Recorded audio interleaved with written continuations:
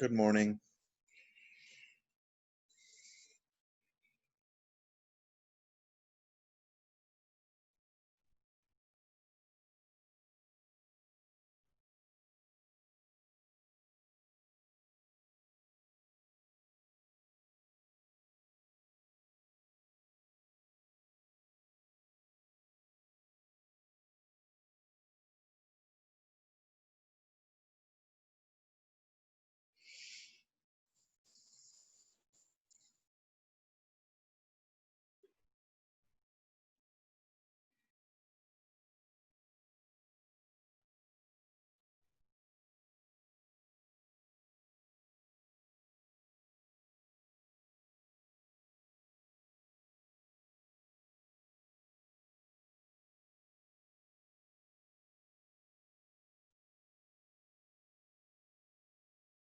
That's cool.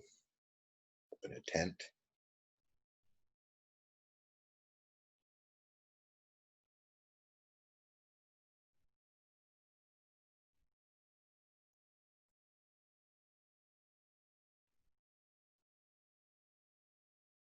Hey Quinn, are you sure your connection's gonna be strong enough out there? It's like already frozen on my screen. It's actually stronger than it is in my house. Oh, interesting. Hello, Courtney.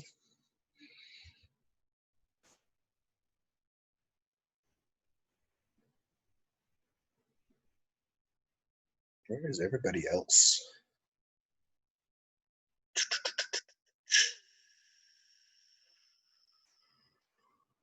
There we go. Karina? I think we're just early. Yeah, totally.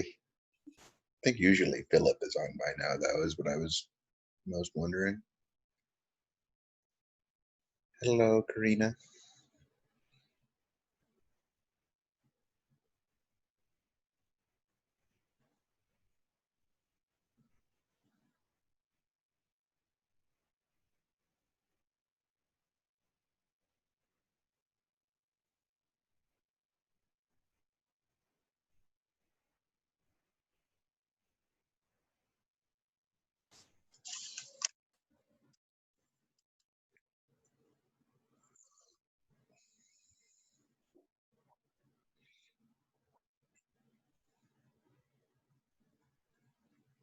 Ali?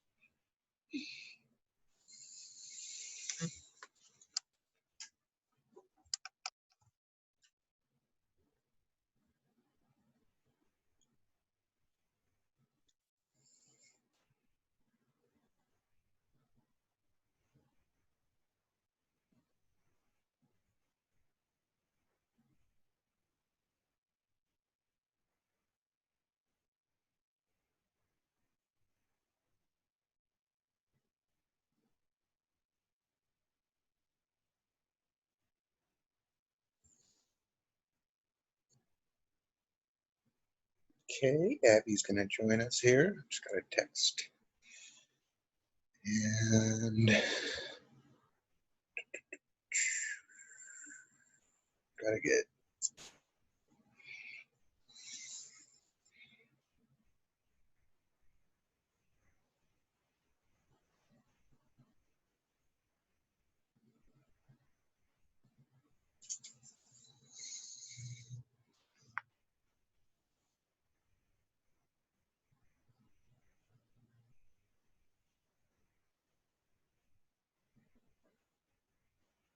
okay, it's 11 now, and we're still missing folks. So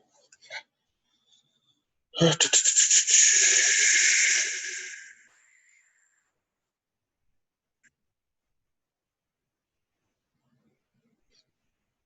right, hang tight. Let me send email here.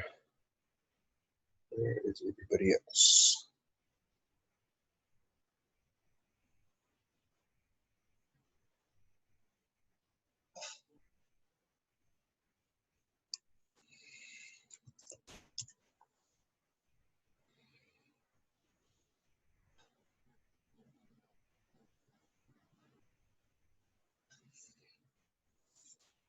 Shouldn't have changed.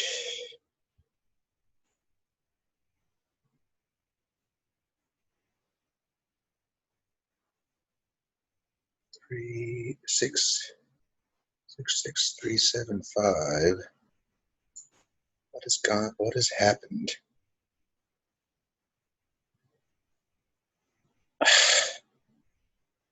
What the heck?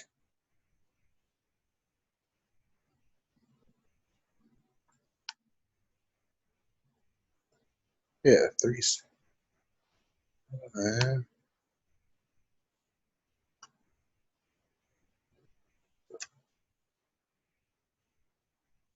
It shouldn't have.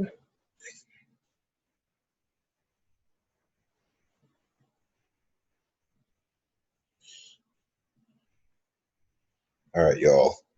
Something's going on with the Zoom link where some people must have the wrong link. I don't know what or how that could be since they're all replaced. Um,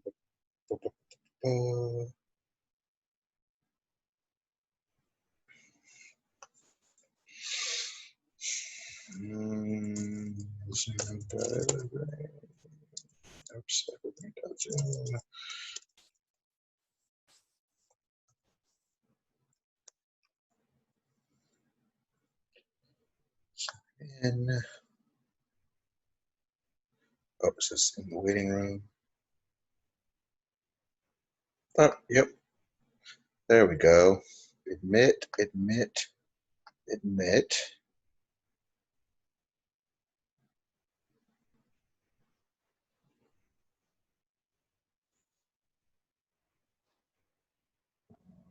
Sorry, I don't know what happened there. I went through the link that you had emailed me prior, and that one said it was invalid. So don't know what happened. The one that I emailed on Sunday? Yeah. Somehow that one wasn't. That's what I was just in my email, so I was going through. I was just going to get to it that way, but it didn't let me. Huh. And is that? Did you use the one on our Canvas site to get to this one? Then I logged into Canvas to get to that. So now that one worked. So that's good. Okay. Yeah, because this is weird because it's totally the same. Yeah, that's what I thought too. Number. I was like, I'll just go through here so I don't have to get in Canvas. But no. Yeah, and we're still without a success coach right now too. So, oops. Well, it's good to see everybody who's here. Yeah, definitely. There's Veronica. Let me grab this link.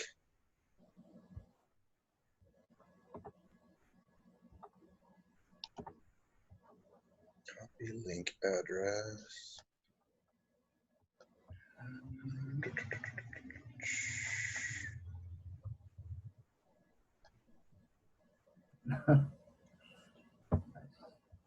Nine 96600866375. Graham, is that the same number that was in your email?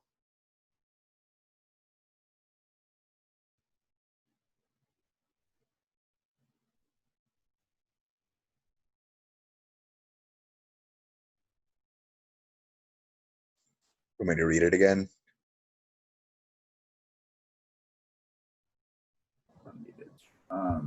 Yeah, here I'll read the one actually just that I read. I had 94901122606. Okay, that sounds like you opened up a different email on accident, because the one that I sent out on Sunday is the 96600866375. Oh, sorry. Yeah, this one was from Tuesday. My bad. Okay. So, anyway, sorry about that. Still missing some folks.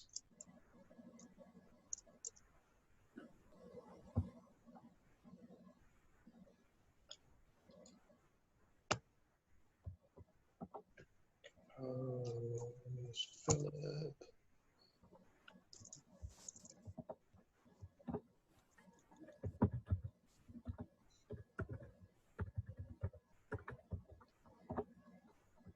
Well, it looks like we got a few more people than Monday. Let's see if more people are in the waiting room real quick here. Doesn't look like it. Okay, I'm going to send this then.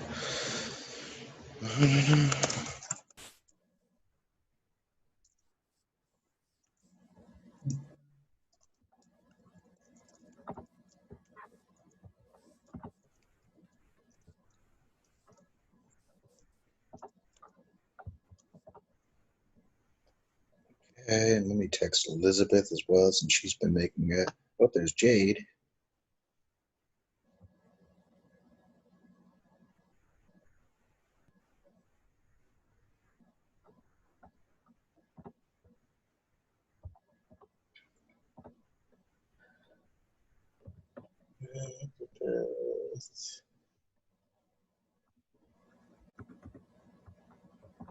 Oh, there she is right there.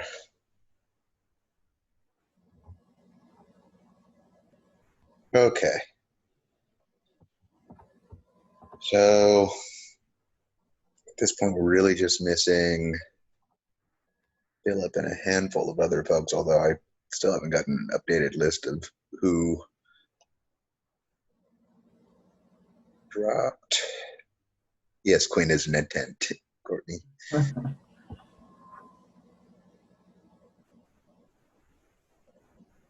Okay, well, I emailed Philip, and we should just get rolling here, and hopefully he joins soon. Let me go ahead and just take care of roll real quick.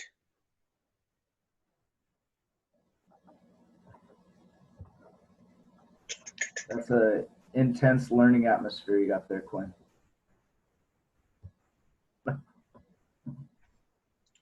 Oh, there it goes. All right, so we got Courtney.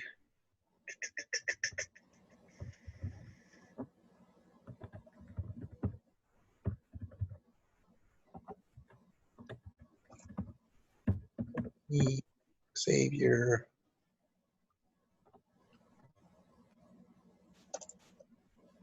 Quinn. Karina.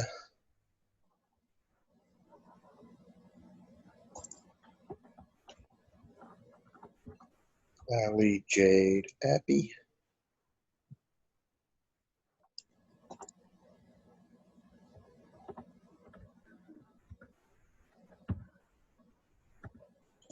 Abby and Jade.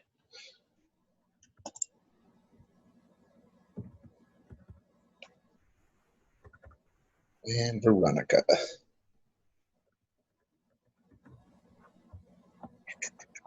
Go. Okay. Roll's all taken care of, at least in terms of who's here so far. I think I should start by introducing you all to your essay prompt, which I want you to draft over the weekend. I also want to take a moment to sort of offer some extra help, because I notice a lot of folks are beginning to fall behind, and it's still early on to where we can recover that. My suspicion is that maybe folks started some of the responses but then got stuck or something, and so I want to offer to sort of have a look at what you have, or just to talk with you one-on-one if you're missing work. And so I'd like to set up some conferences with folks for perhaps during the day tomorrow. I'm gonna have to figure out everybody's schedule. but I want to see where folks are at and help in any way that I can. Give some props to Veronica. You're the only person who turned in a reading response. Oh, and Philip just invited me to. Okay. Okay, got it. Okay. Philip's having some Wi-Fi issues.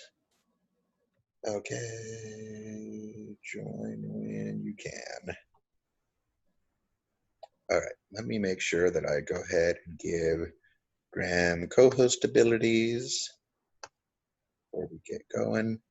And let me just go ahead and share my screen, and we'll start with the prompt. I'll field any questions. On Friday, we are going to go over some example essays from former students of mine, which should give you a sense of, what this essay looks like when it's written. I am giving you a shorter variant, so the essays that you'll read are longer than the actual page count that I expect from you. Hey, Amr, yeah. have you ever told the students where you teach? I don't know if I have. I teach at SPSCC currently, and I used to teach at Evergreen. And what do you teach at SPSCC? I teach English primarily, but I also teach humanities. And I did a range of different classes at Evergreen as well, but primarily writing and deep critical reading, and done some style classes and stuff as well. Taught at a few different universities: Washington State University, Miami University of Ohio, and Evergreen. So I guess we could say four-year colleges. So if the students ended up doing Running Start ever at SPSCC, they might have you as an English 101 teacher. Yeah, absolutely. Very good probability, especially if you seek me out, right? Okay, I just thought that was useful to kind of let students know that this is, the kind of assignments and teaching style they could expect at a community college as well, or other college, Yeah, that's true. And I should say, that I actually try to give my community college students something of the same quality or rigor that I was doing at four-year colleges. And so there is a sense in which the work that I do is maybe even a notch above my own community college experience, which is pretty perfunctory. And I guess I could also say it's not uncommon for folks to initially experience some sense of discomfort when they're being asked to, really give a type of gut response or reaction to a text. And I think as well, it takes a bit of time to get used to seminar format and having, good discussions. A lot of my former students say that, at the beginning of the quarter or whatever, they had a really hard time speaking up, but just because we talked so much over the course of the class, it helped them feel more comfortable.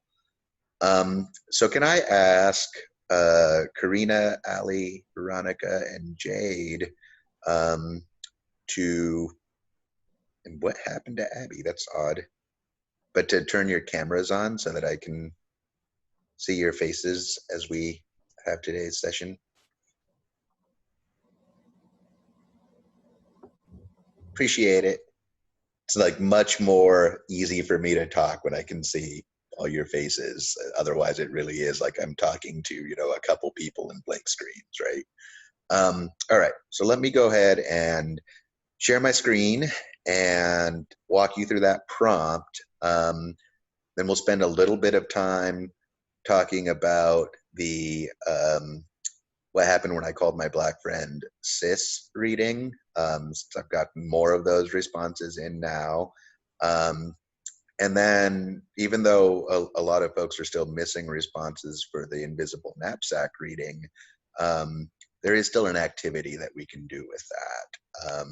And so I'll want to sort of shift us into that so that we don't get sort of too far behind in our schedule and that we can kind of keep things moving along.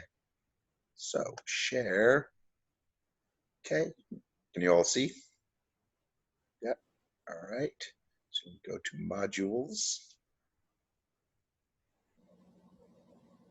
Okay.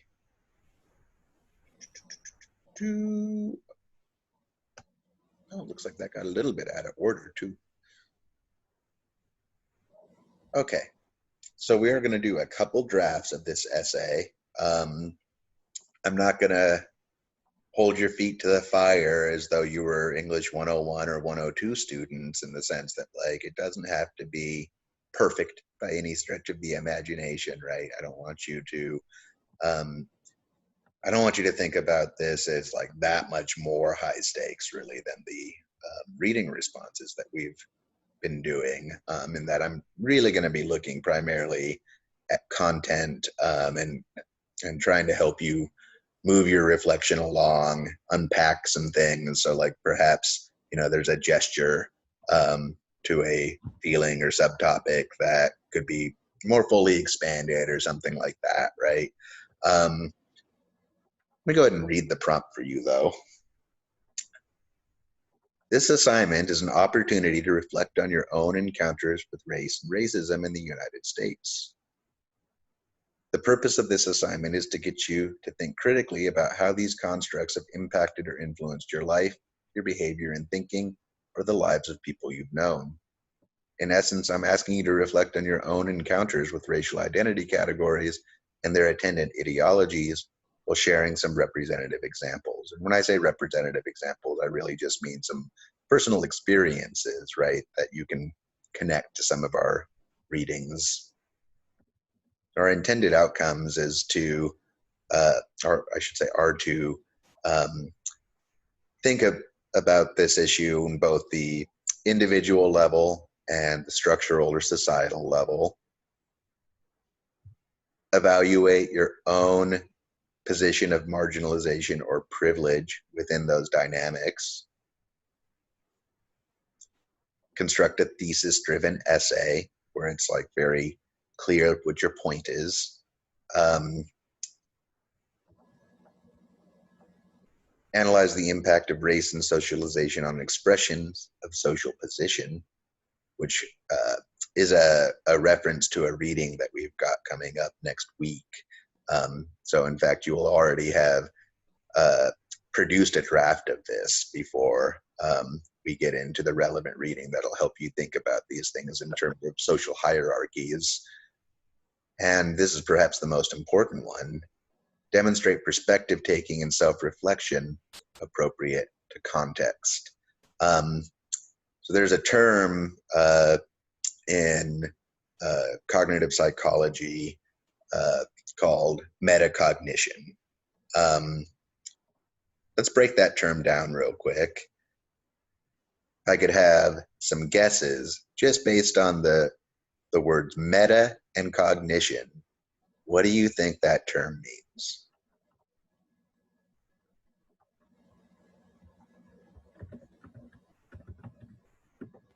Let's see if I can get everybody on one screen here. Yay, I did. Any takers? It doesn't have to be a right answer. What's your best guess? So maybe we could just start by breaking it down. What does meta mean? I can give a good example of something that so in GIS, we have metadata stored with, let's say, a layer file or something. And it isn't necessarily data that does anything, but it does say something.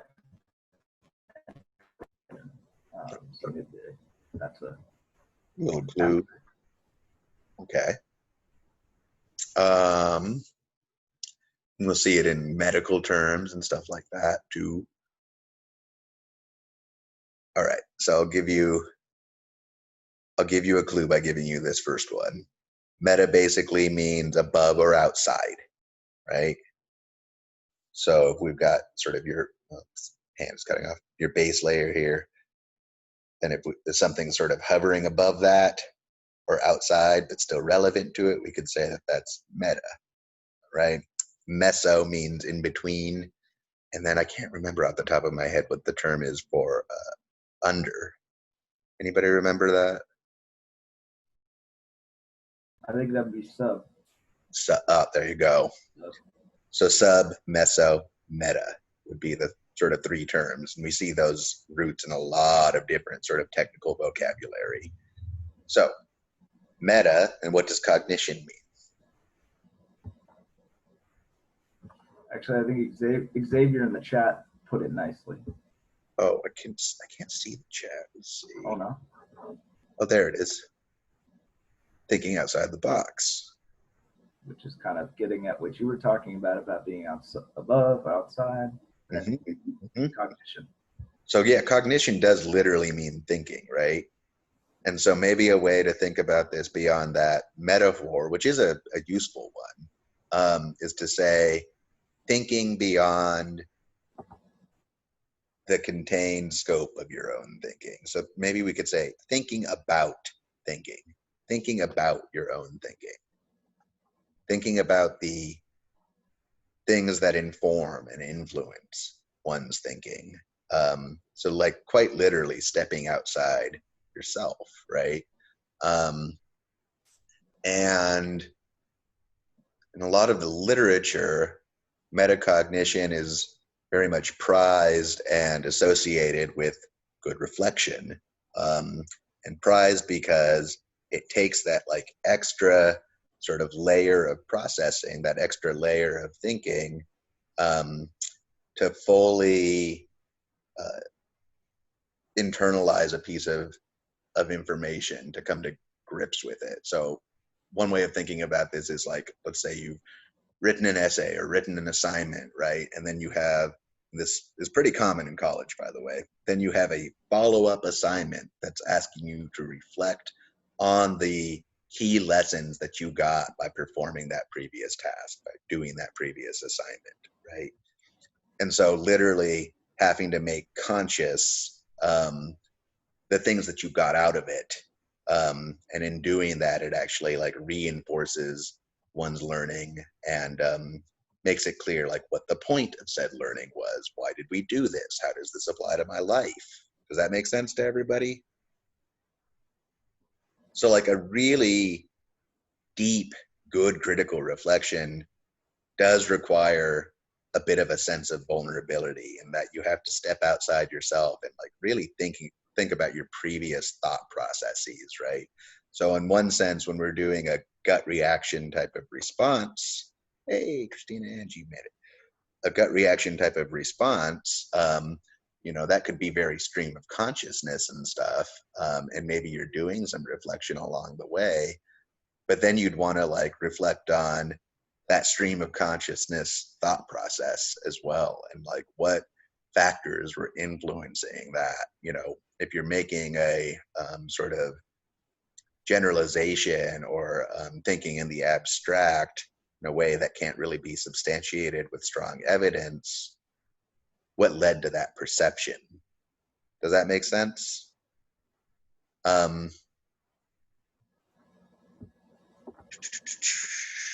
So if I could give you another like example here,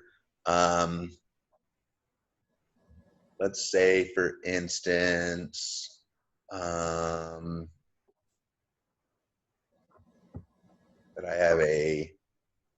that I've reflected on, or that I've done a gut response on, like representations of women and objectification or something along those lines, right?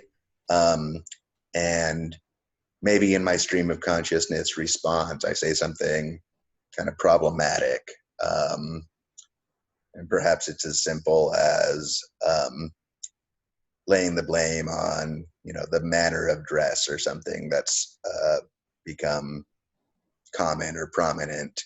So then I'd need to take like that next step and think about what I've read or consumed or otherwise been exposed to over the course of pretty much my whole life, right? That would have led me to that problematic conclusion, which is kind of painful work, but it's also like very necessary work. And it's stuff that people like to, you know, avoid or get off the hook from doing. And in Olympia and Lacey type area, we see this take the form of like virtue signaling and kind of saying like, I'm one of the good ones as opposed to everybody else who's a bad one, or as opposed to those others who are bad ones. Does that make sense? Versus the painful work of like, oh, how have I been influenced by these very like problematic representations of other types of people? So if we could think of like some equivalents in terms of race and racism, well, we talked about some problematic movies, right, during our very first discussion on this. The way that like most Disney films, for instance, tend to have racist tropes embedded in them. I say most because it's true that it's not all. Like the movie Moana, for example, actually did really well at doing a fair representation. But the brunt of it, not so much. And that's like the stuff we watch as kids, right? There's even an extent to which certain types of satire or irony, parody, right, could be meant to critique a certain thing and still inevitably end up like reinforcing or normalizing it, or downplaying its seriousness by allowing us to just laugh at it, right? And so in some contexts, like that can be an effective way of expressing an idea that might otherwise be like censored, right? You can get away with more in comedy. But then there are other senses in which like it downplays the seriousness or sort of just makes it okay. I'm thinking of very sort of bro-y types of humor too, right? So like some of the more popular adult cartoons, BoJack Horseman comes to mind, right? Have kind of problematic messaging in that it's sort of just making it okay that the main character, self-loathing, deeply depressed, and deeply narcissistic, right? Have you all seen that show? No? Try. See, my age is showing a little bit in the sense that my references no longer land. I used to be the popular teacher because I'd bring up like South Park or something, and I'm like, "Oh, I know that. I watch that too, right?" There's just too many now. I know. How about like It's Always Sunny in Philadelphia? Does anybody watch that? No. See, it's totally a generational. How many of you watch TV anymore? Is it all like TikTok Rick and and Morty. Instagram? How many people watch Rick and Morty? That's a good example. Some nervous faces nobody wants to admit. I watch.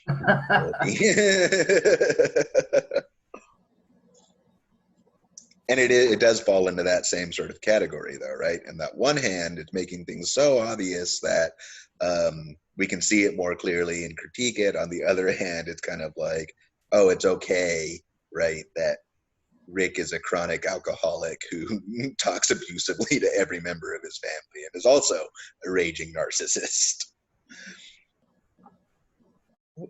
And yeah, I think like Family Guy, that when I think about just like tropes that just keep going, and that to me is like the quintessential show. Yeah, Family Guy I think was perhaps the worst of all of them in the sense that it was very insufficiently self-critical with what it was doing, right? So we could even contrast that to something like South Park or Rick and Morty, which often have a very sort of clear message in mind. Whereas Family Guy, I always come back to this scene, really racist against Asian women, particularly, right? Where she's like, how much signal I need to cut over 5 lanes of traffic? None? Okay, good luck, everybody else. Like a very thick Asian accent. And of course, for the first time I saw that when I was like a teenager, I just thought it was so funny because perhaps not even because I truly thought Asian people were bad drivers, but I was very much in the sense that like, oh, when a stereotypical joke like that lands, it must be because there's a grain of truth there. And so even though laugh at it, for being racist, there's also a sense in which it was kind of reinforcing a racist perception. So I'm asking really only for like 3 pages out of you on this. We'll say 3 to 4, to give you a little bit of space if it goes over. And all I want you to do is reflect on some of the encounters you've had, either in your personal life or via people you know, with race and racism. And so that could range from times that you unintentionally or even intentionally, right, performed racist behavior, told a racist joke and stuff like that, um, or times you uncritically consumed media of the sort that I was just describing, or worse, right?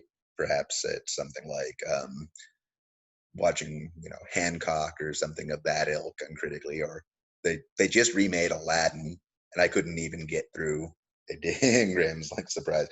A live action movie, and I couldn't even get through the first like half hour of it because it's almost identical to the original. Um, and that one, I feel most people don't even realize just how racist Aladdin was, right? Like I watched that as a kid, and it's like literally slamming my own race and didn't understand how bad it was. I can give you like a little snapshot though. It's conflating, first of all, a few different cultures, not least of which would be like Indian and Hindu culture, with Arab culture. The manner of the turbans, right, is more Hindu. And then you've got stuff like walking uh, on nails or coals, and fire breathing and snake charming, none of which is actually Middle Eastern, right? Um, and so there's And that. that's a similar complaint that a lot of people have with Moana, is that they just combined a bunch of cultures Mm, together. Lonnie can give you an entire breakdown of which cultures were taken from which parts and put together, but it was just kind of like, oh, we're going to take all these islanders and mix them all together and say they're one people with all these traditions and everything. And See, so it's, yeah, but I if you didn't don't even know know, that. then you might think, oh, this is really good. I've also known other people who were Pacific Islander who loved that movie and found it really great. So I think it depends on maybe your knowledge and perspective too, if you see those things. Yeah, definitely. And I mean, I only brought it up as one that I thought maybe wasn't as bad because I'd heard good things from Islander people who were like, oh, actually, they listened and blah, blah, blah, blah. But it's very common, right? We had Coco as well recently, which was doing this thing similar to Milan, where it took actual, bits of cultural beliefs and made them so literal that you would think they're all extremely superstitious, and we could even take issue with the fact that the movie is named after a bean, in the sense that um, you know we have the term beaner and stuff like that. It's a little bit tone deaf. Um, so that type of stuff totally is worth reflecting on and unpacking, right? And it could even be where something um, has good intentions but still like doesn't end up accomplishing its goal in that way, or just sort of flew past your radar the first time you watched it, right? Like that Once Upon a Forest movie I was telling you about. Other ways you can approach this, though, because I know everybody has different experiences, um, is you can think about times people have been impacted by racist behaviors, policies, or representations. And so even if you haven't been directly impacted, maybe you watched it harm somebody else, right? And maybe that's something to just think about and reflect on for a few pages. Um, there's also the issue of, and this gets to Alan Johnson, um, simply remaining silent in a situation that you could have spoken up. And so it's actually pretty commonplace for me to get essays where people are talking about like when a racist joke was told, or have a variant of this prompt that includes other isms as well. And so sometimes it'll be like a sexist joke was told, no intervention happened, and thinking about why, right? So if it's from a female student, it might be because of the power dynamic there, not wanting to be written off as like a humorless killjoy or something like that, even if it is a super offensive type of joke. But then there's other situations as well, right? Where maybe we're seeing somebody get undeserved scrutiny in like a clothing store or something, which is a very common experience.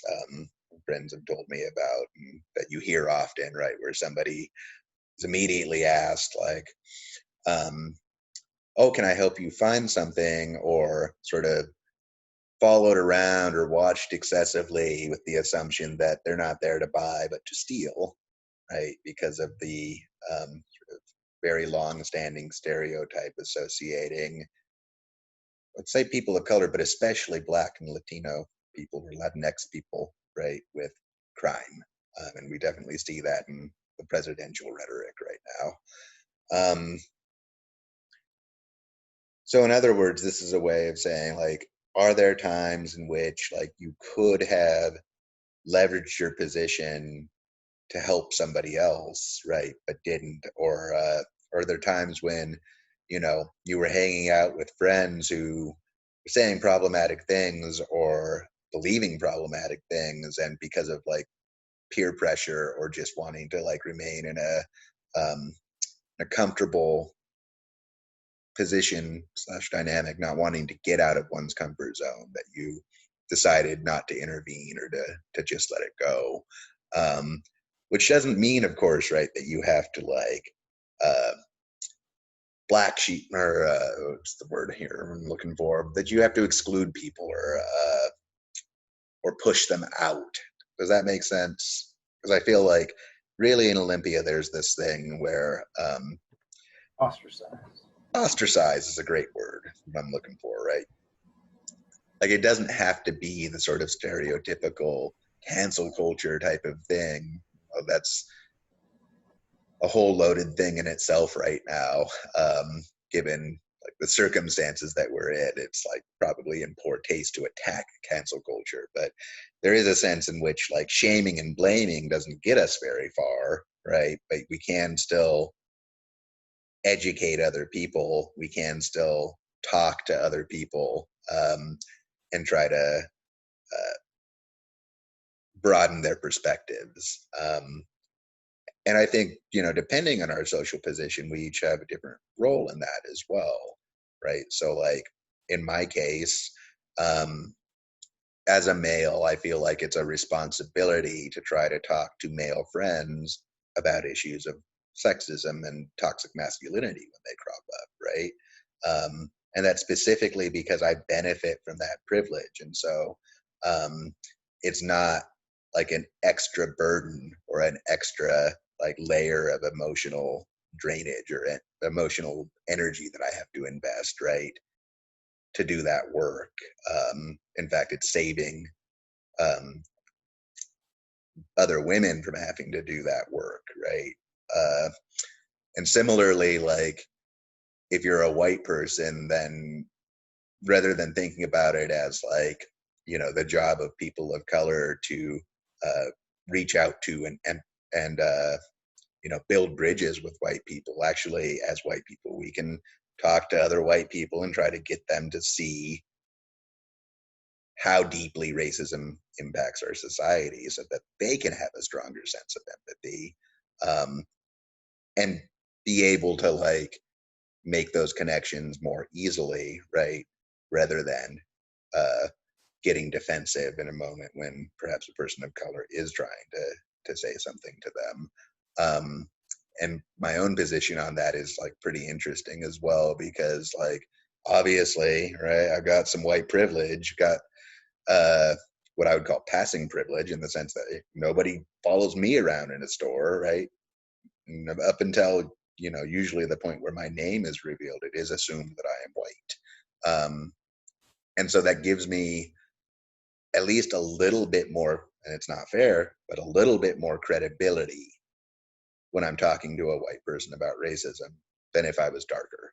Does that make sense? And where it gets weird, though, is that I actually used to have a lot more, right? When I first started teaching, I was absolutely able to claim and use the position of a white person, use that white privilege to talk about these issues more effectively than I otherwise would have been able to do. And as we got deeper and deeper into the Iraq War, something shifted, right? Where suddenly, if I was trying to say something that wasn't sort of aligned with the status quo, or that was at all critical of the country in any capacity, then it was assumed like maybe I'm an enemy sympathizer or maybe I'm non-American in some way. A good experience I can share with you on that. It's a quarter where I taught this book called Good Muslim, Bad Muslim. That was specifically about the proxy wars in Afghanistan that occurred that led to the dynamics of terrorism we have today, because most people don't know is that in fact both the US and Russia were training and recruiting and organizing these guerrilla groups, right, to fight a war against each other without being directly involved in war. And both of them made use of, at least their understanding or their interpretation, right, of religious doctrine to help them do that, which is how we got to sort of such a perverted sense of Islam that we see today in some sectors of the globe. So that was like the book we were reading, and simply because of my name and the fact that it was called Good Muslim, Bad Muslim, right? The question cropped up like 5 times over the course of that semester system. For the course of that semester, are you religious? Are you a Muslim? And I'm not, right? I'm not actually religious at all.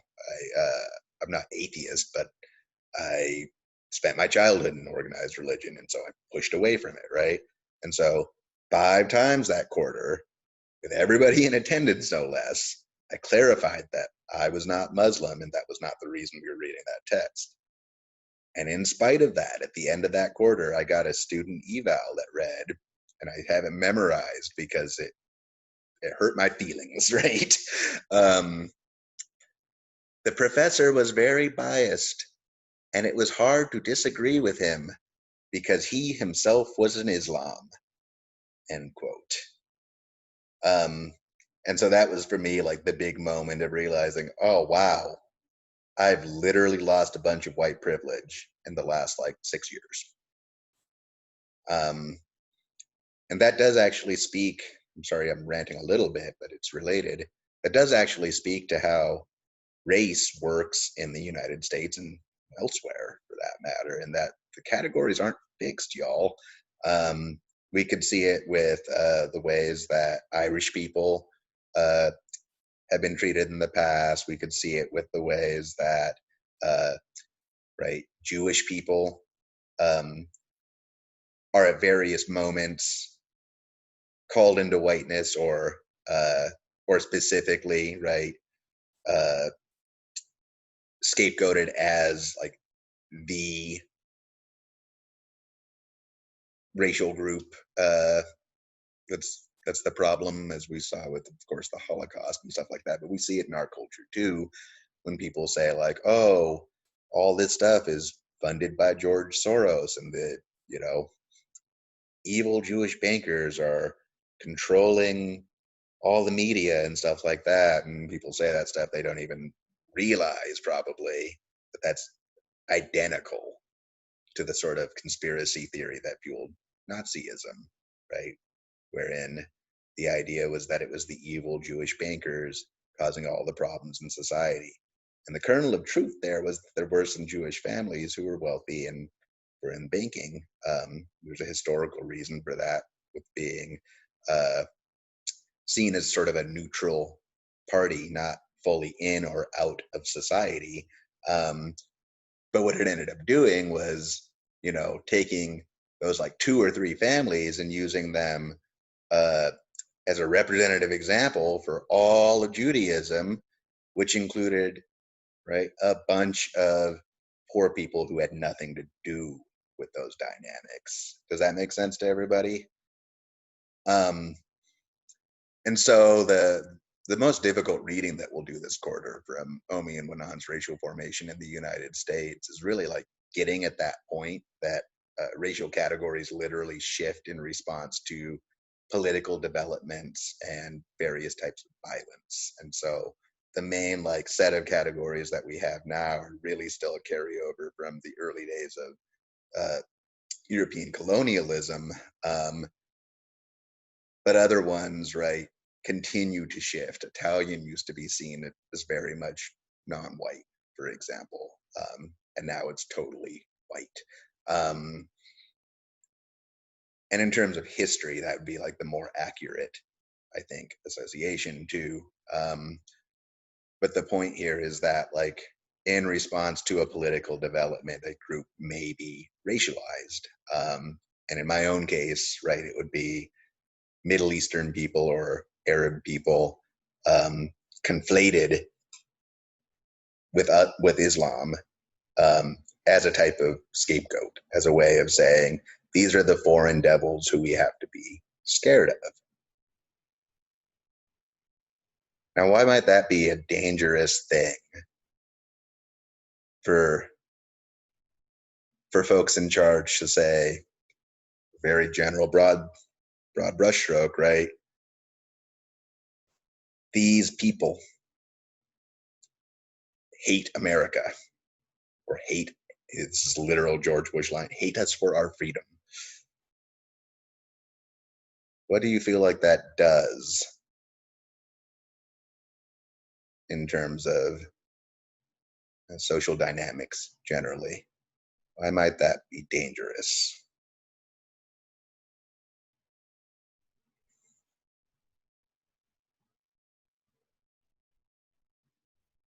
No takers? Well, it seems to me like the lowest common denominator of human behavior, which is to generalize. Yeah, absolutely. There is a sense in which fear-based rhetoric like that is very much used to control populations, though. It's perhaps the hidden cookie I had in mind. So there is a way in which if you have an entity or a group that you can say is the enemy, you can more fully get people to unify with each other, right, in opposition to that enemy. In fact, I'd say that's the easiest way to get a large group of people to identify with each other, right, is to get them to disidentify or identify against a perceived enemy, regardless of how factual or how real that threat is. Does that make sense? And so Yeah. that was exactly what happened in Germany, but it's happened all across the globe in different contexts as well. We just like to use, the Holocaust as the main like bad in history, in part because we don't get exposed to a lot of the other bad, which is actually something I do a lot in my teaching, is expose people just to more history, period, more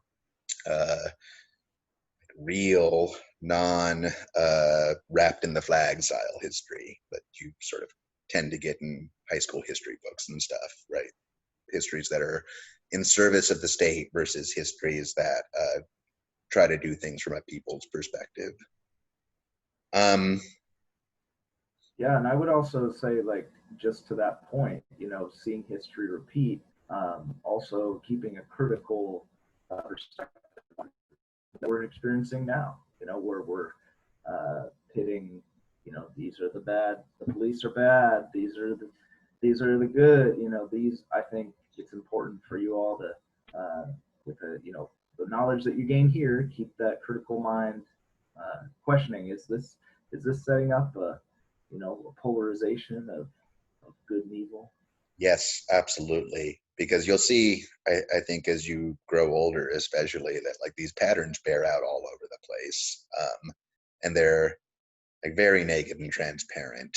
After you sort of have started looking for them, you're like, oh boy, really? Um, so another approach here, which I built into this specifically, knowing that a lot of you are living in Shelton, is that if you haven't had significant experiences with people of color, right? If you, for example, feel as though, well, my school is primarily white, and so I haven't had to deal with these issues, that in itself is worthy of reflection, right? Because it implies that you haven't had a chance to have certain experiences. There is a lack of exposure and experience that also has an impact on one's perspective. A nice little side story I can give you. A former teacher of mine once said, people who use the word minority, and this is, I feel the point stands even though we could squabble with the details here. So people who use the word minority have never had a meaningful relationship with a person of color. Now, I think that may not be completely true, but the point is really powerful. What do you think the point of that is?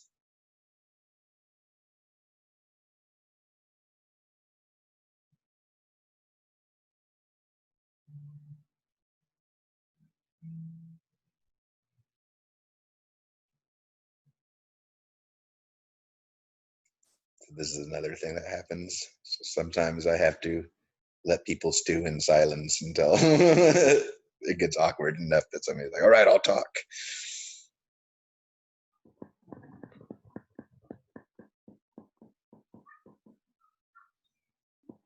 Was it like, can I see? Can you hear me? Yeah, I can hear you, Philip. Yeah. For me, I think like, for somebody to maybe use minority a lot, it's probably because they, if you don't, I mean, if you don't have a deep meaning, like, or understanding of like, what you call it, that we are all, we are all the same, and you actually do believe that, you know, there is like a difference between, there is like a superiority and an inferiority between a group of people. If somebody is continuing to like, like, yeah, these people are lesser, and so I am, you know, Hmm.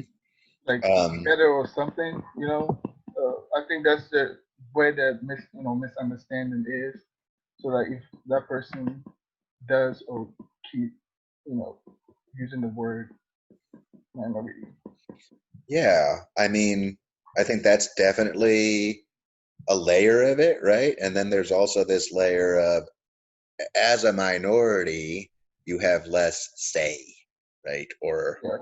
um, that you have to some extent, appease the majority because that's how democracy works or something like that. And so there is a sense in which it invalidates people's perspectives, and dehumanizes as well, right? By saying like, oh, you're just a minority, right? And so there's a separation at play.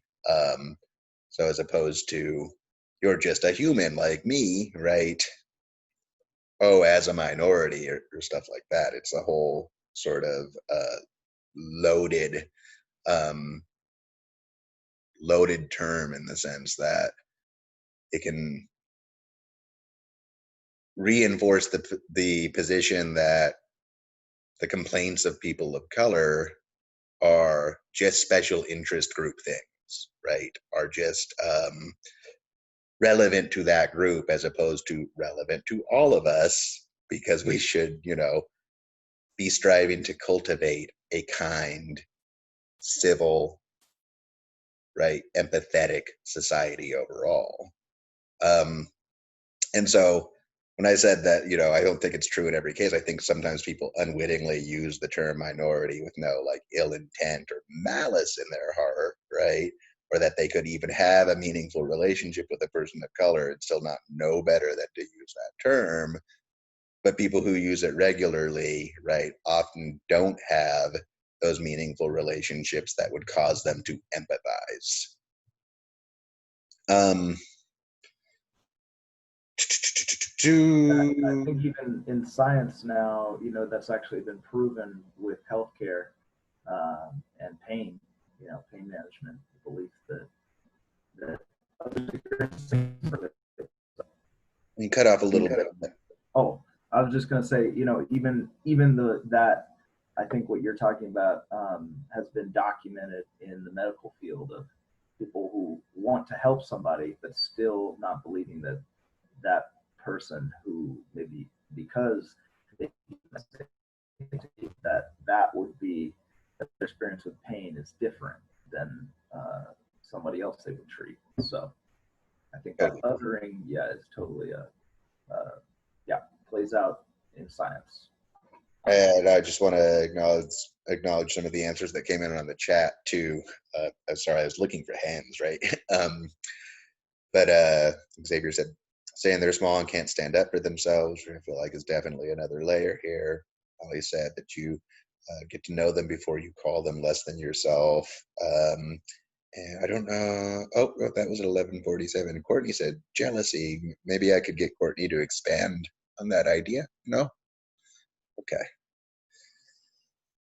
All right. So the last sort of bit of this is to think about how all of these things function in the popular imagination, which means like the sociological imagination or like the view of the world that's projected through most of our media, right? How does that function to justify violence, either at the micro or macro level?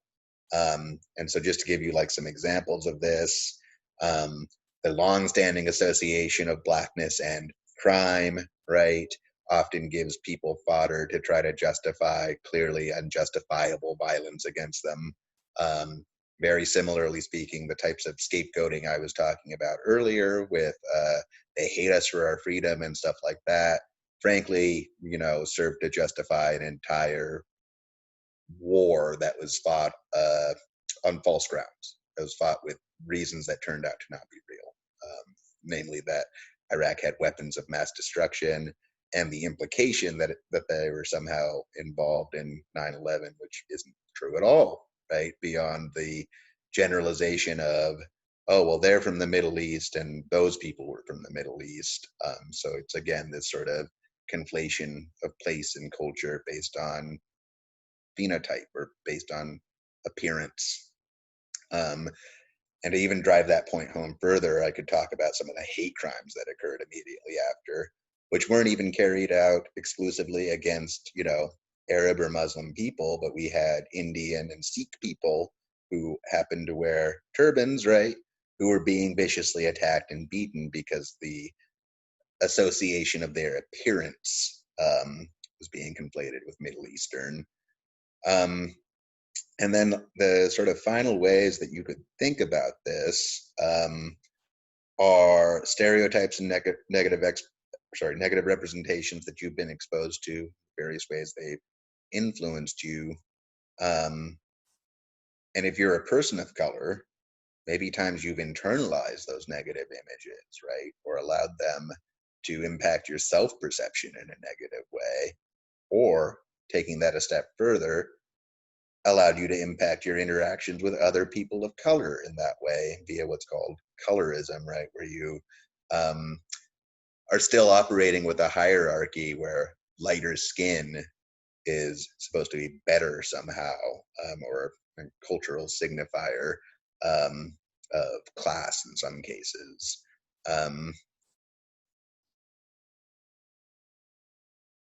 I actually got a really great essay from a Latinx student, older gentleman, a few quarters ago, where he talked specifically about how one of his childhood friends, right, was very much ostracized and treated differently just because he had a darker hue skin than he and the rest of his friends had.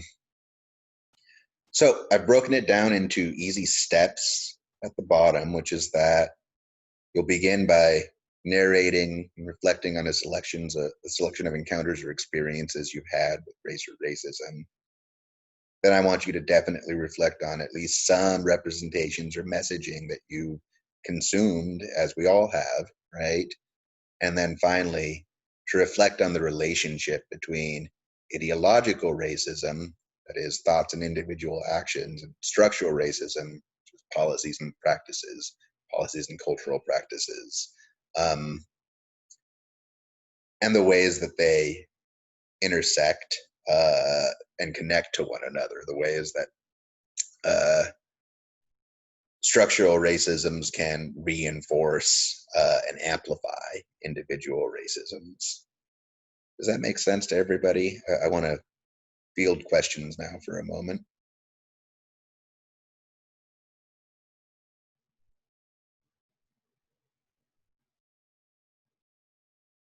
Any questions about the prompt? Your first draft is due to me Monday at midnight, and I would say, I'm not requiring any sources or any type of extra legwork that way.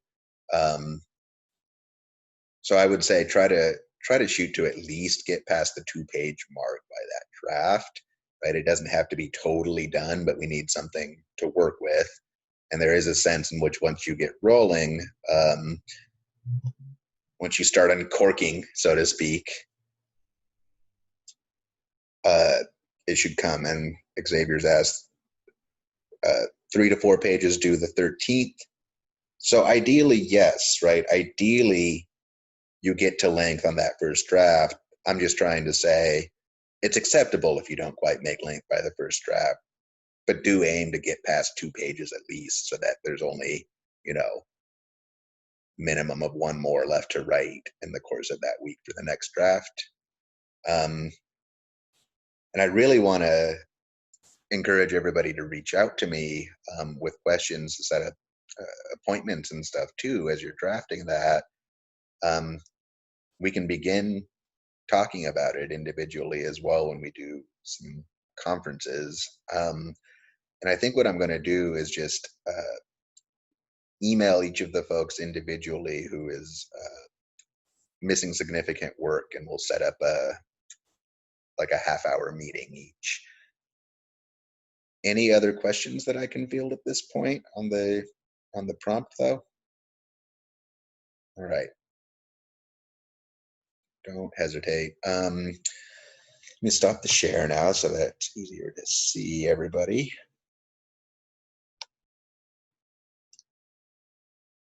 So let's spend, well, first of all, let me check. Graham, what did you have on your agenda for today? Oh, you're muted.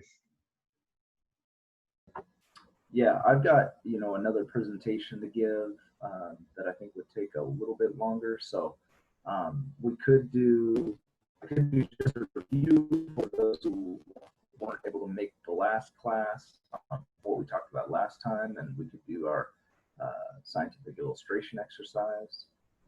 If we all think that we can do that in the next 30 or 25 minutes. I think it's really either that or we talk about the what happened when I called my black friend cis reading briefly, or we could do a breakout where I put you all into groups of 3 or so and have you discuss which of the privileges on that invisible knapsack list should be for everybody versus privileges nobody should have, which always makes for a good discussion. I feel like I want to check in and just ask, like, who's feeling overwhelmed, and should I, bump a deadline or something? What can I do to help you? Yeah, And I think if you just give me more time on Friday, I can, kind of keep things tight. Okay. What if I want you to, I do want you to read that chapter 8 piece, so that you have it under the belt for writing the essay. And so I don't want to maybe necessarily like change the deadline on that, but maybe I can change a different deadline.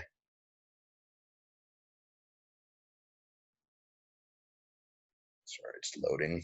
Yeah, I will say that the students are also going to be starting their personal statement tomorrow. We're going to introduce their draft, and it's a much shorter essay. It's 300 to 500 words, so which is like 1 to 2 pages double spaced. It's not a particularly long essay, but it is the draft of what many of these students will be sending into colleges. So kind of higher stakes. And I don't know if that affects anything. I was just letting you know that was other parts of their workload. Sure. It does look to me like, okay, this seems actually feasible here. It looks to me like I can bump the deadlines for the deadline for a letter to everyone who thinks feminism is synonymous with man-hating to the 13th, and bump chapter 8 of privilege power difference to Friday as opposed to tonight to give everybody more time to work through it. So I could make that due the same day as I'll have you responding to just having you select a couple of the examples. I've still got to convert them to PDFs because I can't expect you to have Word, right? But a couple of the student examples. That'll give you a little bit more capacity, at least, and free us up a little bit as well next class to do some more discussion. I like the 3 option, Andy says, or Angie says. The third, so when I say bump the reading a little bit, or bump your next reading assignment to Friday so that we have a little extra capacity and you don't have more homework since a lot of folks are behind right now. Is that okay with everyone? Or is that, give me a thumbs up. That's what you want. All right. All right, cool. Yes. Okay, good. So let's do this then. Let's hold off on Macintosh on the invisible knapsack until next class. I do want you to try to get your response up before then, though, so it'll put us in a better space to discuss it, right? Because it's otherwise going to be time wasted literally reading it. But let's use a little bit of time to talk about the what happened when I called my black friend cis piece, and then Graham, I could give you the first part of the session on Friday and let you have like the bulk of it if you give me the last like 25 minutes or something. Oh, you're muted again. Yeah, sorry. Yeah, that sounds great. I kind of just, I want a good chunk of time so I can kind of weave together these ideas of people and the plants that made the Northwest inhabitable. Okay. So I know it feels like we're gonna have to do a bit of this like passing the baton thing, right? A lot to unpack. We're both very long-winded too. So let's get everybody to give a brief gut response, either summarize some of what you said in your written response to that piece, to the what happened when I called my black friend cis piece, or you can give an off the cuff kind of gut response or gut reaction, piece in general, or to the questions that I asked, and that'll make a good launching point for further discussion as well. 20 minutes, it's about right for a piece of this length. So can I just start at the bottom of the screen this time with Christina and Angie? I don't care who goes first, and then we'll move to Veronica, and then to Quinn, to Allie, then to Jade, and Karina, then Xavier, then Courtney. Is that okay with everyone, that order?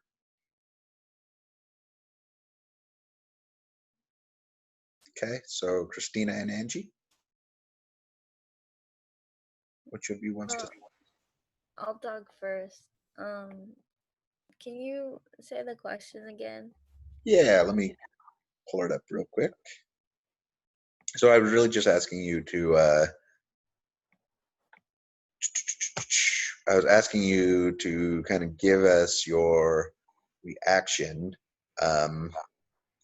to the piece, whether that be off the cuff or whether it be kind of a summary of what you wrote. And the questions that I asked in the prompt were, what parts of this reasoning resonated most with you? What's your gut response?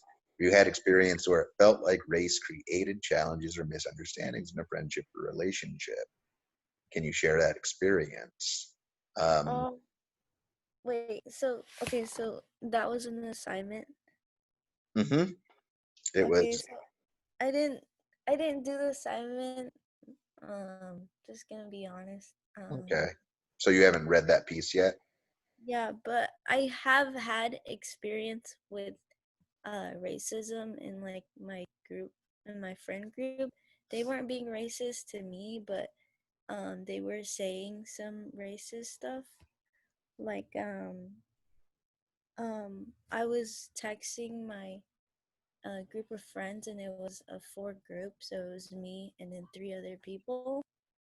And we were doing like this silly like thing where like we um we text out we text a lyric in the message chat or whatever. We message a lyrics, and it was a black woman song. And so at first I thought it was fine, and so until it came to the third line, and I had to write the third line in the message, and it said the N word. And or I think it was I think it was us voicing over the song.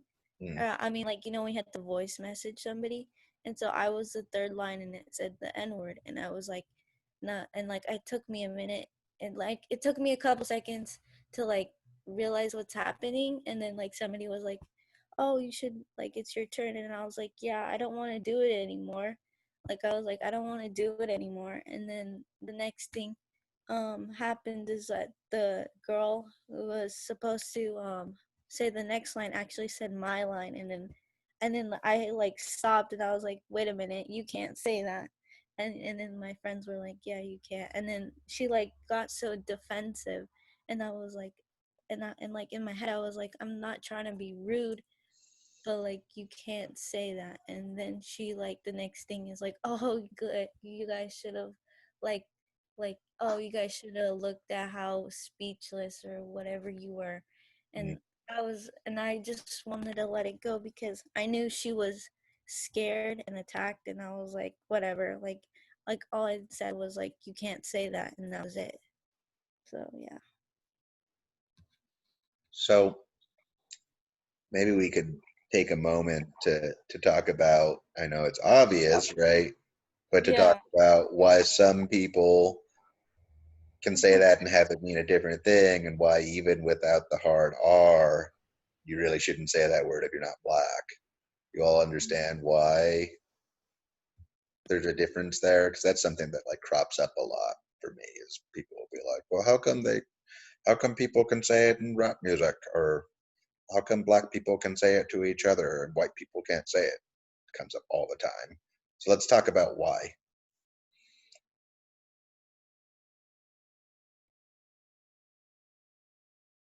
I will say there's a lot of debate around that, when the N word, who can use it, when it should be said.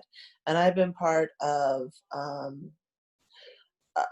fishbowl kind of groups on equity and diversity, led by Black women who are teachers, who are educators, and that came up. And one of the things that they said is it's never appropriate in a school setting.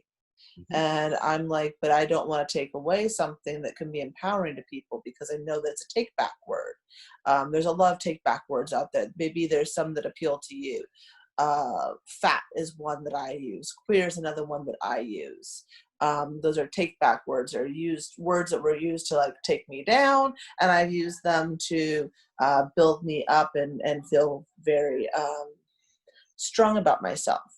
And so there are people who have done the same thing with the N-word, and that's why you hear it, especially in music, and maybe even in poetry or something, when you've got people trying to feel more empowered and stronger and more connected to culture, and they're taking things back because they're used to being looked down upon, and so they're taking back an insult. Courtney was asking what the N-word meant. Courtney, do you know what the N-word is? Thumbs up, thumbs down. Okay. Do you know where it came from? So I don't know if Alma wants to answer that question for you or not. But the point I was saying was that the teachers that I was talking to, who are Black women, who are the mothers of Black young men, are saying that while they understand that it can be powerful and used in some groups, it should not ever be used, even by Black students, in a school setting, in a professional setting, in these other areas. And while it can be used in other aspects of culture, especially when you're being poetic and everything, I feel like I will survive, any kind of mantra song you want to think of, that's sometimes what rap music can be for some people. And so that's why that language is okay in those areas. Does that make sense at all? I thought that was a really good description. And in answer to Courtney's question, it comes from the context of slavery, and specifically dehumanizing people by using that word, right? So saying you're just an N-word and not a human being, essentially, something less than human. But is it from Negro? I don't know the etymology off the top of my head. Let's see. Well, that's another thing, is sometimes, just like in the novels you guys are reading, you've read, I'm sure, some words that are very dated, right? And so at one point, Black people were called Negro in this country, and it's not appropriate now. Another thing that I think kids get tripped up on, I've seen actors, poor Benedict Cumberbatch, or whatever his name is, he was in an interview talking about how they need to have more people of color in different roles, and they need to be paid more equitable wages and so forth. And instead of saying people of color, he said colored people. And so that can be something, also if English is your second language, but colored people is not an appropriate term to use either. Persons of color, you might see that abbreviated as POC or BIPOC, Black Indigenous Persons of Color. Those are appropriate terminology. Does that make sense to you guys? Hopefully. Sorry if that's a tangent. If you already knew that, that's fine. But I have noticed that a few different people I've talked to recently have gotten kind of tripped up there. So I just wanted to kind of add that out there for your own edification. Because if you don't know, you don't know. The answer to the question of whether it was initially derived from Negro is like a half yes. 1786 seems to be the origin of the term in English, and at times used without even intent necessarily, but that is like what it's come to mean and symbolize by virtue of literal centuries of usage in that way. I thought the point, though, about take back words explains it really well, right? I should maybe just clarify that in the context that it's come up in they're classes of mine. You know, it's not in terms of whether it's ever appropriate to use it in a classroom. It's more along the lines of, you know, why can there be a black student club but not a white student club? Those types of things where it's like not understanding um, that we haven't reached equality, not understanding that some groups do continue to be marginalized. And so with the idea that we've already like reached a certain equality, wanting everybody to like have the same license or entitlement to do all the same types of things, right? Without acknowledging that history. Um, let's get Christina to jump in next. Or sorry, I couldn't tell who was talking last because you all don't have your screen on. Oh, okay. This is Angie. So Next. I also haven't read it. I didn't know it was an assignment.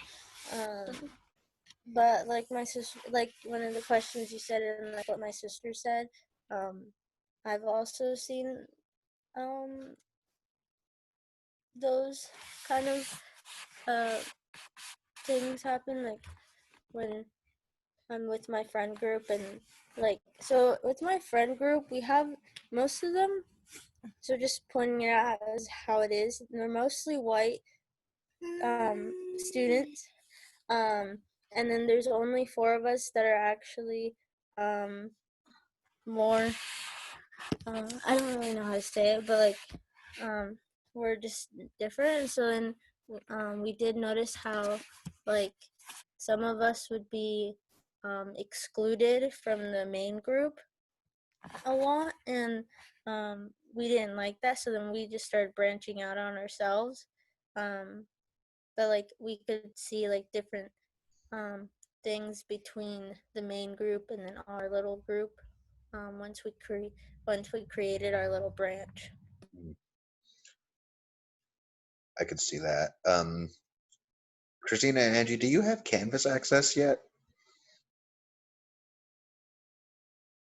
Or did you get the emails I sent out? I think my sister has.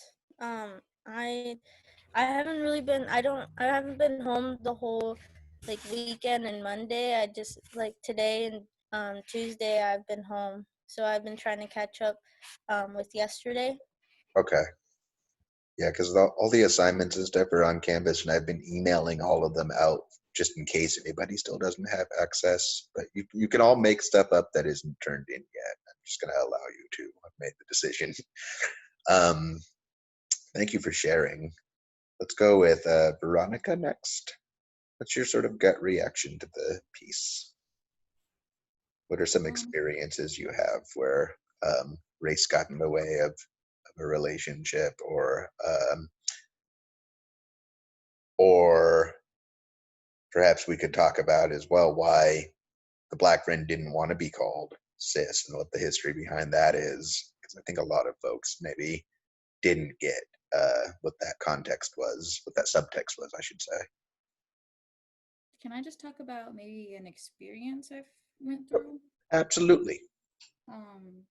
Usually it was with my dad, and he kind of looks different than I'm a lot lighter than him.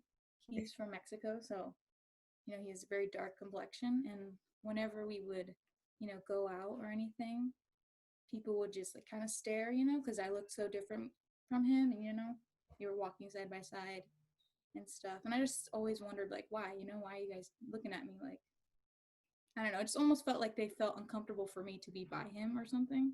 Hmm? But I mean, that's pretty much it, really. They were assuming, it sounds like they were assuming based on appearance that maybe you weren't really her daughter, right? Yeah. And that maybe you might be in danger, because here you are with an older man of color. Hmm. Um, that's a pretty common thing to play out as well. Jade, would you like to go next? Okay.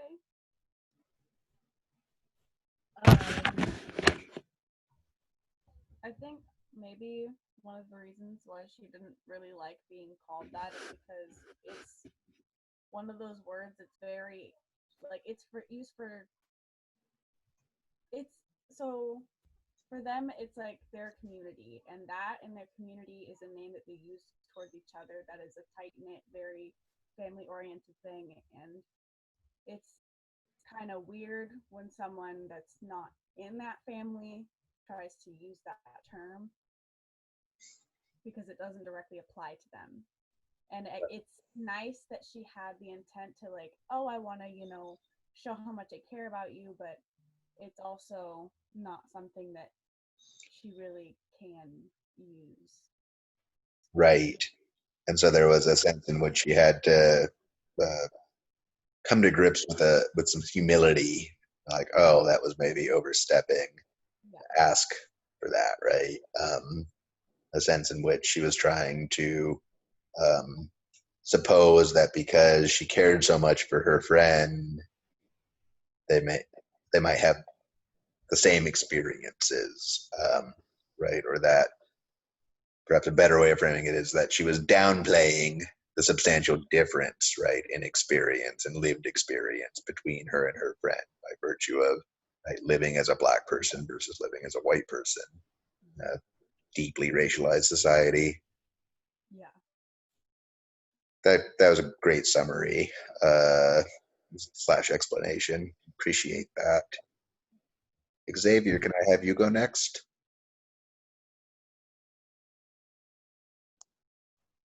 Yeah, sure, yes.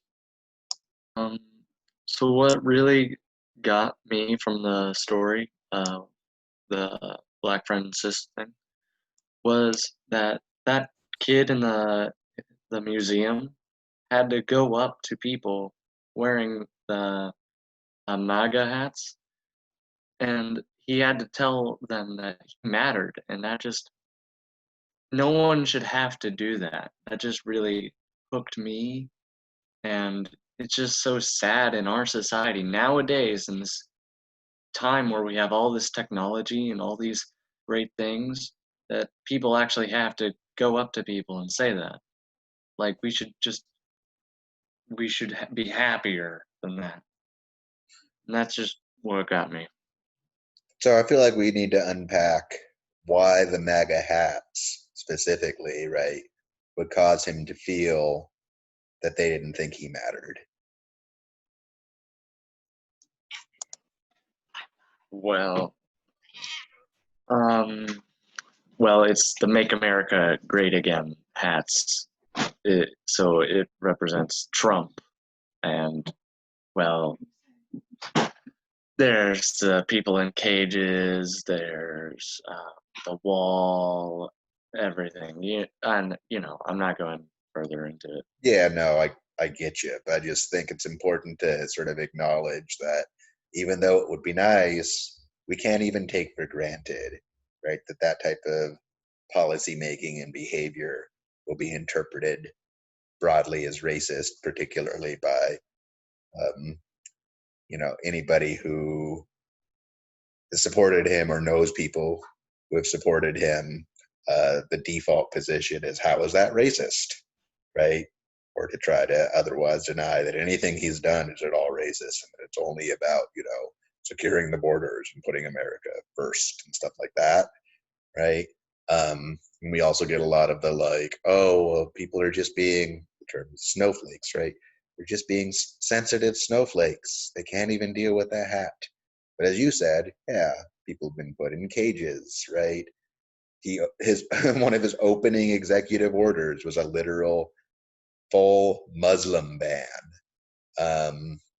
So that type of stuff has been, and then sort of in addition, we could note the sort of Central Park Five, where in the past, right, he called for the execution of 5 young black men who turned out to be completely innocent. So that type of stuff as well. And then there's as well the flirtation with like Nazi symbolism. Right, there was a recent, in terms of this new election campaign, there was a recent thing where the campaign used an inverted triangle, red triangle, on one of its it was Facebook social media pages, which was the literal Nazi symbol for political prisoners, right? So there is a very palpable sense for those of us who were paying attention, which that hat represents that you either are totally okay with white nationalism and totally okay with like that level of explicit racism, or so woefully ignorant of it that you must not care or have empathy, right, for people who are on the receiving end of it, which would cause you to think it's okay to wear that type of hat around in public, right?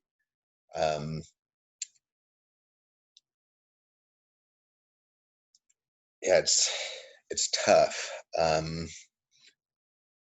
Only in the sense that like I never thought we'd reach a point where stuff that obvious would still be denied. Well, I think one of the,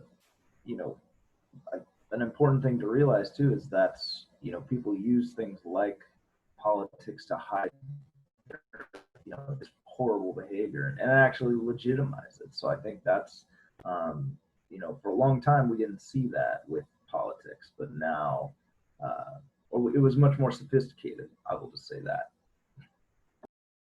Yeah, it was more covert in the past, we could say. So that, I don't know, that type of stuff is dog whistling. I just remember the thought, which is like on the sort of note of no empathy. So one of the folks who writes a bunch of Trump's speeches, so we could say the person who's like actually penning a lot of the racist rhetoric that we're hearing, right? Which is not to say that I don't think Trump is a racist. I don't know if he's a conscious like one, the way that some people assume. I think he might literally just not like just be that much in a bubble that he can't even see what he's doing, right?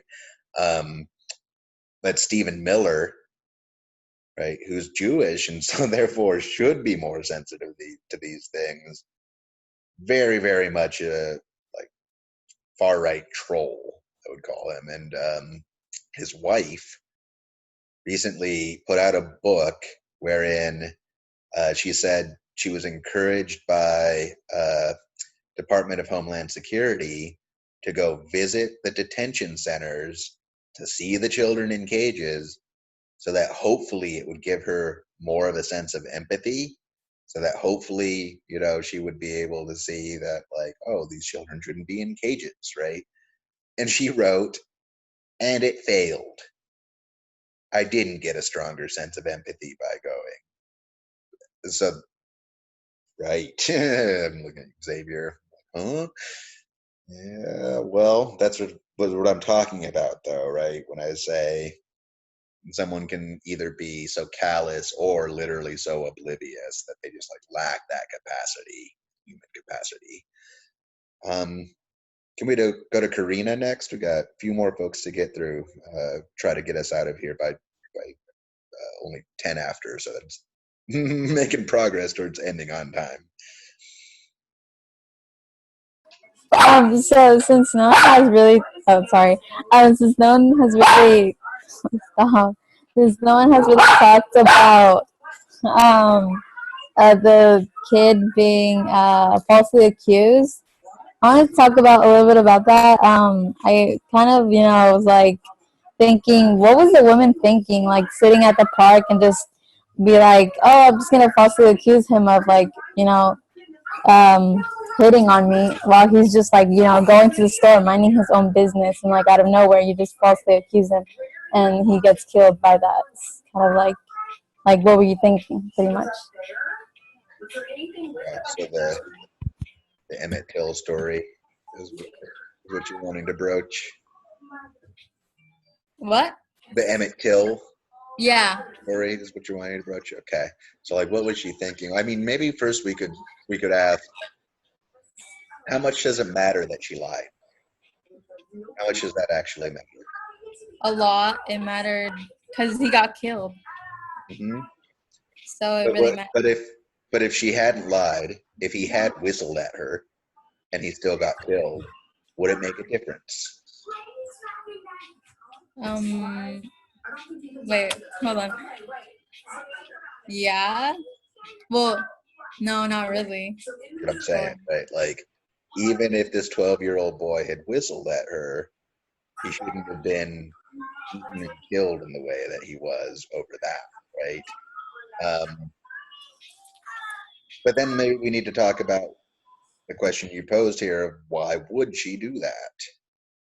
Do we have any, there's no right answer here. This is pure speculation. So do we have any like guesses as to why that might be?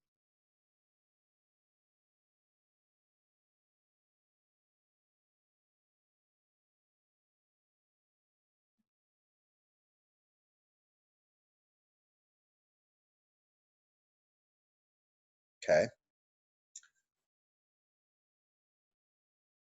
Women in this Zoom session, maybe Elizabeth can help me out too. How often do you feel unbelieved when you're trying to express something to a male in your life?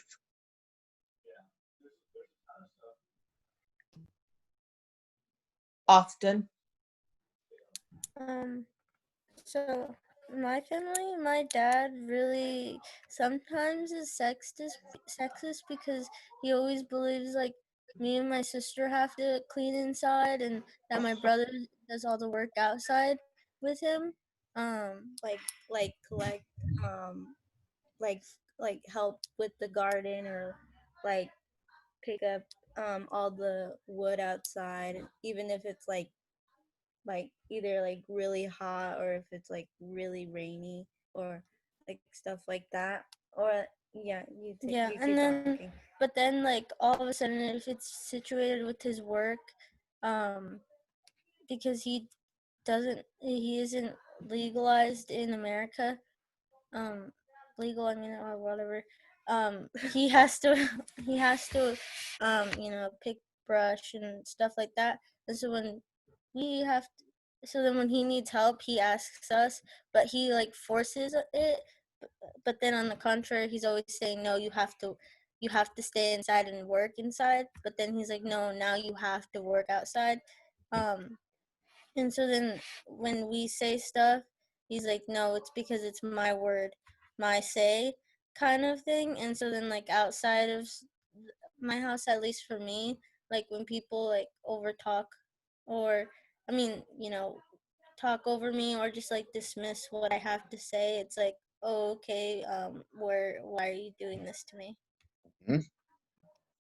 So even with just those two examples, we see a very clear power dynamic between men and women, right?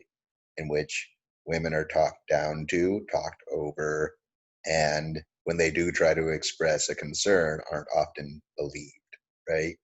Now, if we take that and then take this other dynamic, sorry, my hands are getting cut off by this screen, take this other dynamic of racial tensions and dynamics, okay? So gender, race, and we see that while the white men on this side of the spectrum are not apt to be particularly empathetic or to believe the women in their life, right? In that period especially, they were probably much more likely to jump into action if they thought their women, which they were likely thinking of as their property, right, was under threat by a man, or in this case a boy, color, because that plays into that very deep sense of racism or racial ideology.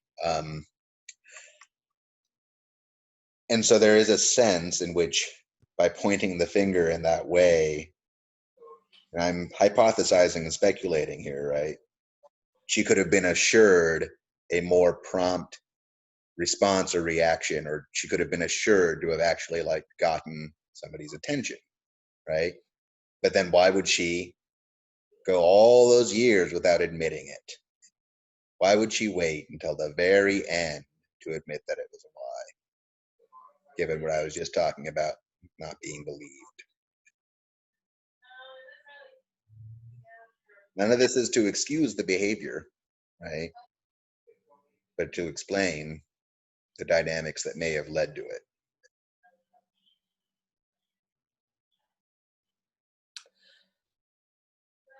So I think that there's a significant amount to unpack here. I'm not sure that we really have a lot of time for it, but I did want to say a few things. In the overall American culture, especially overall white American culture, and in traditional values and so forth, the men are kind of supposed to protect their women folk. Even things subconsciously is if your parents are living together, and you happen to look at their bed, what side does your dad sleep on to your mom? Because most of the time the man sleeps closer to the door. It's almost a subconscious thing, but it's pretty consistent. This idea that he's going to protect her. Add that, there's another layer. We get told in a lot of different ways that one of the worst things that can possibly happen to a woman is to get raped. Raped is right up there with getting murdered. And that is common in a lot of cultures. There's ideas like a woman should kill herself before she's raped. That was more older culture for Europe, but it still exists in a lot of stories that are told. So this idea that getting raped is the worst thing that can possibly happen to you, to a woman, because your value is tied with your purity. And again, these are older concerns that have changed a little bit. You might say, well, I don't think that, but they're foundations for how we view our society, even if they're kind of outdated. So when people were talking about defunding the police or reducing how much money we give to the police and what services we want them to take care of, their first response was, and this is in writing, you can go find articles, I can share it to you, but one of the responses they used, well, who are you going to call when someone tries to rape you? Because again, the fear of rape is supposed to be the worst thing that can happen to a woman. Getting beat hurts too, trust me. And so if you are beaten and your eye sockets all exploded and everything else, if you're beaten, that hurts just as bad as getting raped, right? It does, but we're told that rape is so much more worse because it diminishes the value of a woman. So then if a woman says a man, because here's the power structure, there's white man, white woman, black men, black women, Hispanics and Asians are put in there in differing areas and so forth, but the highest is the white man. So if a white woman accuses a white man, or anyone accuses a white man of sexual assault, sometimes they're believed, oftentimes they're not. What the statistic is, 2% of people of rape allegations end in a conviction where the man serves prison time. Which also right? flies in the face of that police claim, right? And that actually, you're very unlikely. We're gonna laugh in your face. Yeah. So this is not in any way form to say that rape is not horrible or to make light of anyone's sexual assault or molestation. It is not in any way excusing that kind of behavior or saying that it's not that bad or diminishing it. I'm simply saying that I'd rather be alive and sexually assaulted than dead because I don't want to be dead. And so saying that that's the worst thing that could happen to me is that false narrative. And I see that Graham wants to say something, but I just wonder really quick, this isn't something that only existed 40 years ago. Last year, it just came, I was trying to find it on my phone, I'll keep looking, but there was a video released of this woman at a bodega, white woman, who accused a black boy, little kid, like I think it was elementary school, he had a school backpack on, he was a kid, a child, accused him of touching her butt and made a big deal about it, and called the cops on him. Another white woman told her, don't do this, and she's like, white woman, shut up.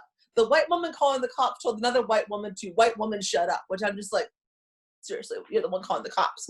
Well, they looked at the security footage and his backpack, as he's moving through a crowded bodega, a little store, hit her on the backside. And that was where she thought her butt was touched.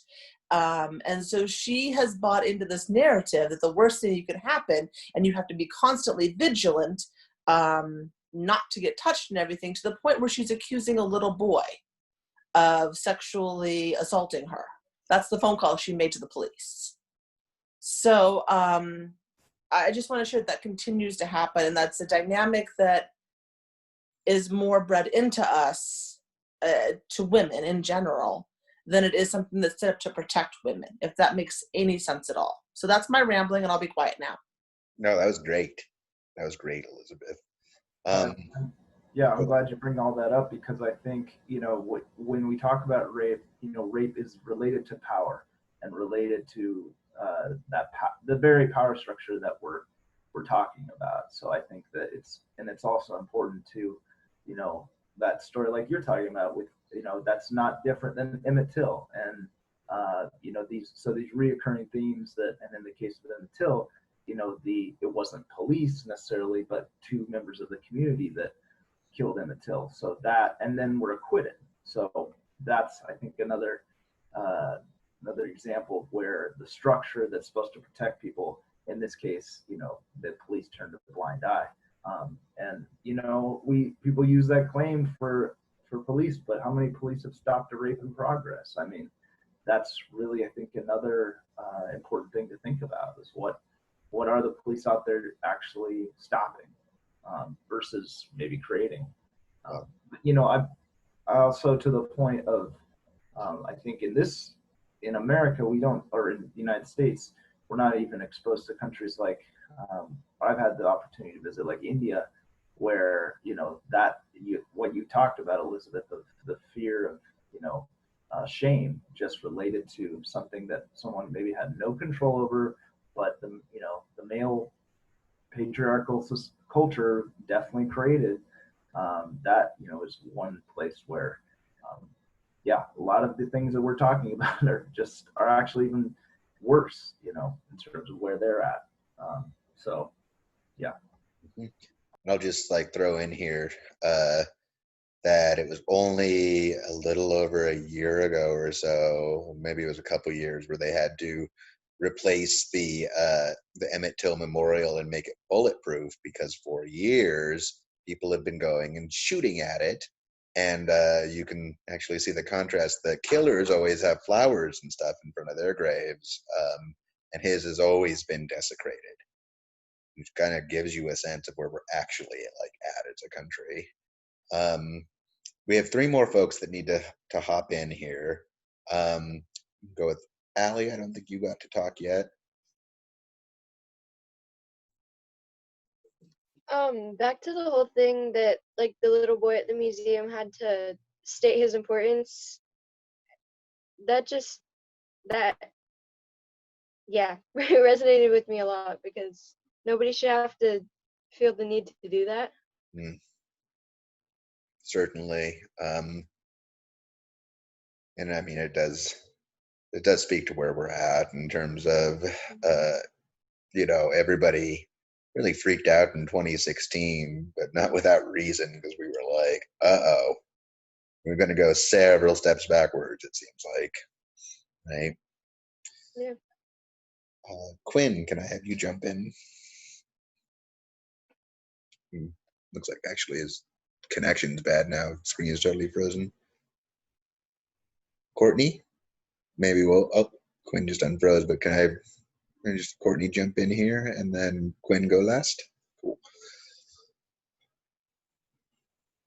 I haven't actually gotten to read the story yet, and I'm not really quite familiar with these things, I guess. Okay. So I would definitely recommend reading it, still turning in the response and stuff. But if you're not familiar with Emmett Till, I recommend looking that up. And if you can stomach it, the picture of his open casket, I know it's hard, but it'll change your life in a sense, right? You can't unsee it. It's that type of image where you can really tell why the mother wanted it to be an open casket. Quinn?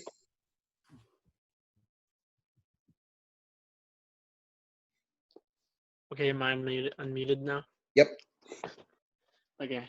So I actually haven't gotten to reading it yet. I have it in my email. I just haven't opened it yet. Okay. I've been doing all the other assignments and Okay. getting my new braces. Are you But yeah, it's not fun.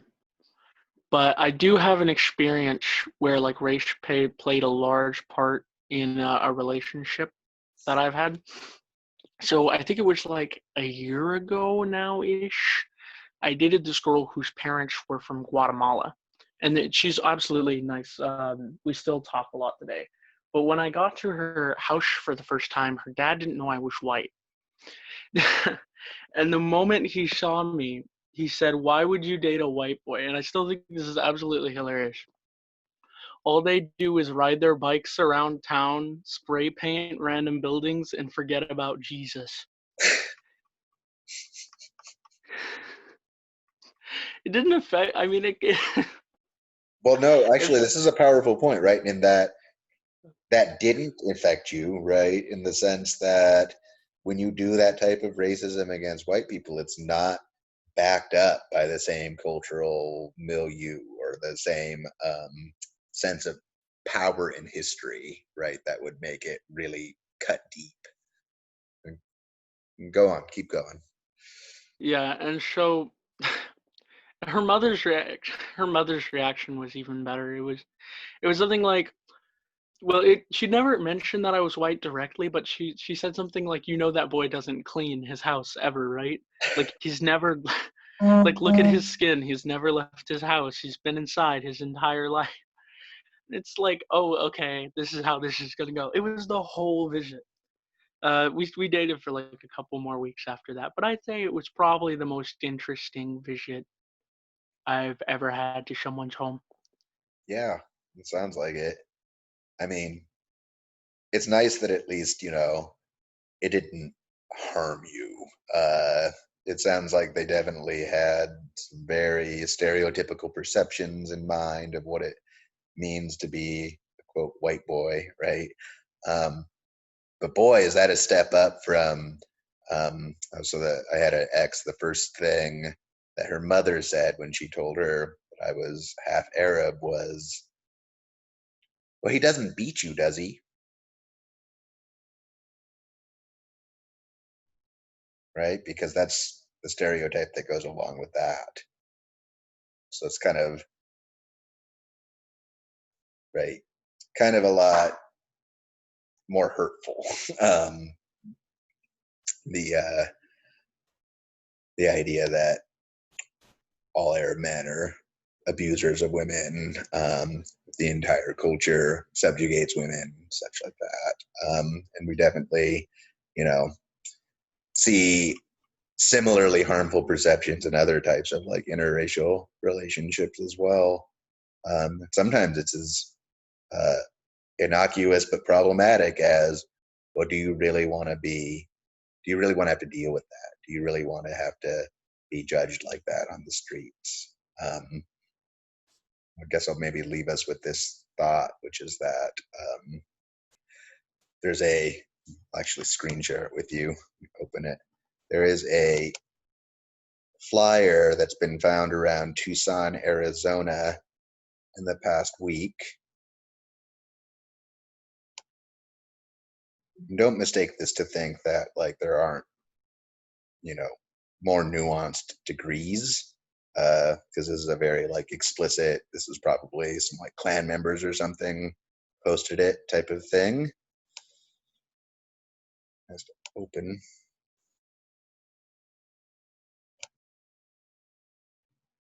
All right, the image has to like load here.